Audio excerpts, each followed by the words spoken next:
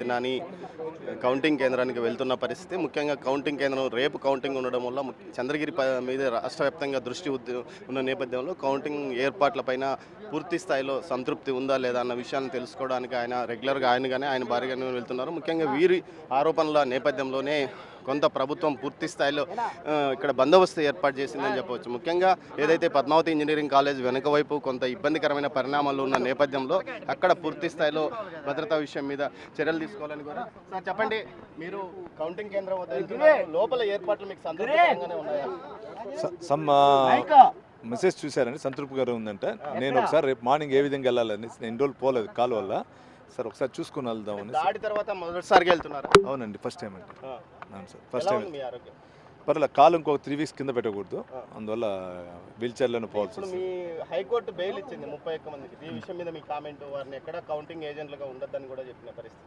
అంటే 307 పెట్టినటువంటి మా నాయకులు ఎవరు కానీ ఆ ఇష్యూలో లేరు. కానీ వాళ్ళు పర్పస్గా కౌంటింగ్ కానీ నాకు సపోర్ట్గా ఎవరు ఉండకూడదు ఉద్దేశంతో పెట్టడం జరిగింది. న్యాయస్థానానికి మొత్తం విజువల్స్, న్యాయస్థానానికి మొత్తం సాక్ష్యాలు ఇచ్చాం. న్యాయస్థానం పరిశీలించి దానిపైన ఇంటీరియం బెయిల్ ఇచ్చింది.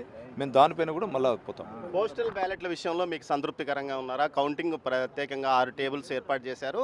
ముందుగా ఏదైతే పోస్టల్ బ్యాలెట్లతో పాటు అదేవిధంగా ఈవీఎంస్ కూడా ఒకేసారి ఎంచుతామంటున్నారు. ఈ విషయం వల్ల మీకు ఏమైనా ముందు పోస్టల్ బ్యాలెట్లు ఎంచాలి మామూలుగా, అయితే ఈ 2 సైమల్టేనియస్గా కౌంటింగ్ జరుగుతామంటున్నారు. దీనివల్ల మీకు ఏమైనా ఇబ్బంది ఎదురవుతుందా?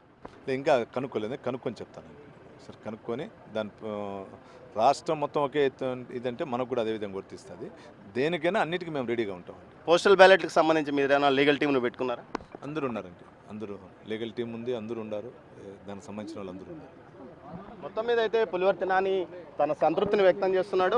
14వ తేదీ ఇదే యూనివర్సిటీ వద్ద దాడి జరిగిన తర్వాత ఆయన అస్వస్థతకు గురయ్యారు. ముఖ్యంగా కాలి గాయంతో పాటు ఛాతీ మీద సమ్మెట వేటు పడడంతో అస్వస్థత పాలై ఇప్పటి వరకు కౌంటింగ్ కేంద్రానికి రాలేదు. మొట్టమొదటిసారిగా ఆయన కౌంటింగ్ కేంద్రానికి ఈరోజు వెళ్తున్న పరిస్థితి. మొత్తం మీద చూస్తే ఏదైతే నిన్ననే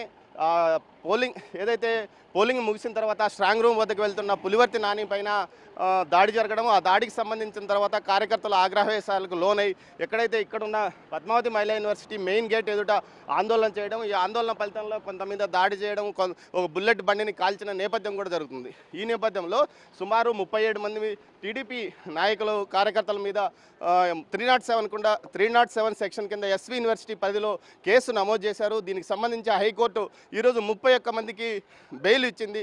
అది కూడా కండిషన్ బెయిల్. ఏదైతే కౌంటింగ్ ఏజెంట్లుగా వాళ్ళు రాకూడదు, పోలింగ్ ప్రక్రియకు ఏదైతే కౌంటింగ్ ప్రక్రియకు దూరంగా ఉండాలి, చంద్రగిరి నియోజకవర్గానికి దూరంగా ఉండాలంటూ కూడా ఆదేశాలు ఇచ్చిన నేపథ్యంలో వారు రేణిగుంట పోలీస్ స్టేషన్ పరిధిలో సంతకాలు కూడా చేయాలంటూ ఆదేశాలు జారీ చేసిన నేపథ్యంలో వారంతా ఈరోజు ఏదైతే సబ్ జైలు నుంచి విడుదలయ్యే పరిస్థితి ఉంది. మొత్తం మీద అయితే పోస్టల్ బ్యాలెట్ల విషయంలో ఉన్న అనుమానాలను ఈరోజు తాను ఉన్నతాధికారులను అడిగి నివృత్తి చేసుకుంటాను. ప్రత్యేకంగా టేబుల్స్ ఏర్పాటు చేశారు. ముందుగా పోస్టల్ బ్యాలెట్స్ కౌంటింగ్ పూర్తిగా అవుతుందా, లేకపోతే ఈవీఎంస్ ముందుగా అవుతుందా, 2 కలిపి ఒకేసారి చేస్తారా అన్న విషయాల మీద తనకు ఇప్పటి వరకు స్పష్టత లేదని.